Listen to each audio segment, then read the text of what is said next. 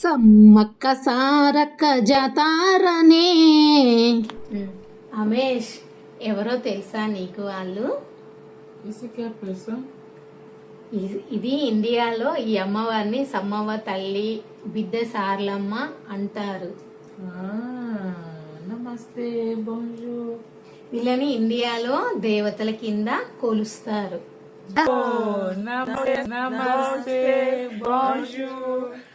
కోట్లాది ప్రజలకి కోరిన కోరికలన్నీ తీరుస్తుంది.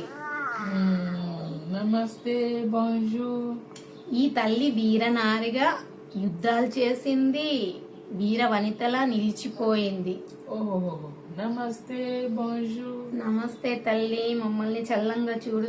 ఈ తల్లి కోరిన కోరికలన్నీ తీరుస్తుంది, కొంగు బంగారమై నిలుస్తుంది.